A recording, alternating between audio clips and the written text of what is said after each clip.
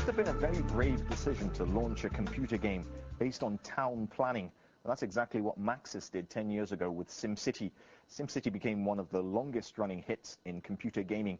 Today's big thinker is Will Wright, creator of SimCity and the co-founder of Maxis. Will's latest game is called The Sims. It lets you build a virtual neighborhood and lord over the lives of little people in it. Also with us are ZDTV's Adam Sessler, host of GameSpot TV, and Jeff Keighley of GameSlice.com. Now, Jeff, you've got a question, right? Right, well, I wanted to ask Will about the kind of online component of The Sims, because we've talked a lot about the single-player playing at home aspect, but there seems to be such extendability in terms of what you can do online with telling stories and things like that, and with people, the ideas of, creating objects and creating characters such as, Homer Simpson and Tony Soprano running around in your world. Do you see, what do you see as the implications of this online component? And do you think, there's going to be a time period in the future where people are actually going to be able to make money off, creating objects and things like that for the game? I think, I would view this whole thing more as like a hobby. A lot of games are more like a movie where there's a beginning, middle, and end. Right. The characters that are developed by the, designers. If you think about this more as a train set, hobbies, what they do is they foster these very interested communities. And so you have certain people, like with a train set, people can come in, certain people get into the scenery and they like to have perfect mountains. Other people like the trains and the switching. Other people like to build a little village.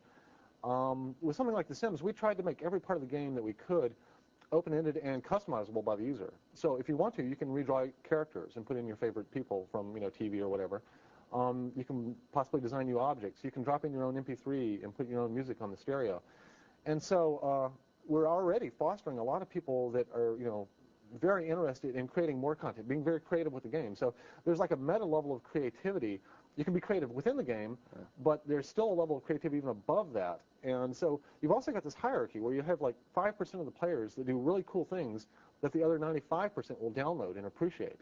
And so you give people kind of a platform to showcase their talents. Also, when you see all the enthusiasm that's around The Sims, and you look at, say, the wild success of Railroad Tycoon last year, and also like EverQuest, which to a lesser extent does offer sort of an open-ended, persistent world type of experience, are we looking at sort of like a thirst and a hunger by a lot of gamers out there for an experience that is different than just the linear story that the gaming industry just wasn't giving them enough of? Well, all these games you mentioned, are not really story-based. Again, it's the player coming up with the story. But have they wanted that? Like, has that been absent so long in the gaming world that that's what people really do want to be playing and they haven't had access to it? I think it's a matter of they want to be telling the story.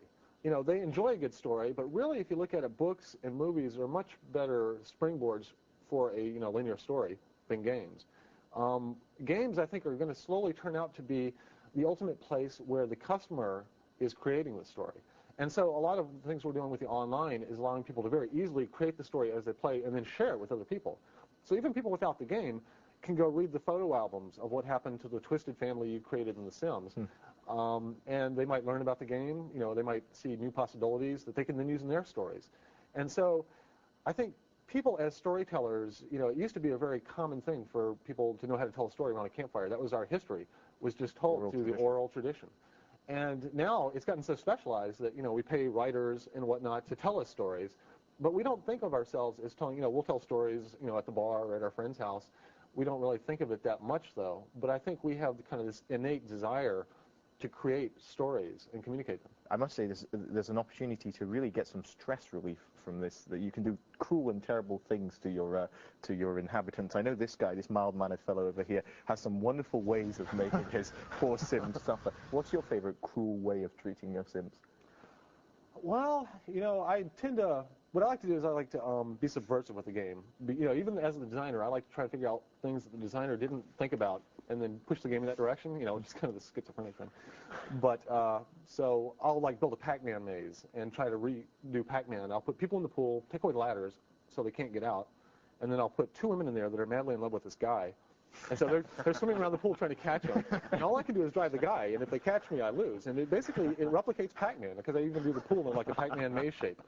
And, for me, it was just kind of cool that I could do something that weird with the game that was not designed for that at all, So I'm always just kind of pushing on all the boundaries, saying, how far can I push it in this direction? It boggles the mind. Anyway, that's it for this show. It's been great talking to Will Wright, creator of SimCity and The Sims, and a big thanks to our panelists, Adam Sessler, and Jeff Keighley. Have you been to our website yet? It's at zdtv.com/bigthinkers. Send in questions and comments for some of the world's most thought-provoking people, and we'll do our best to ask them on air. I'm Mark Eddo. We'll be back next week with another Big Thinker. Thanks for watching.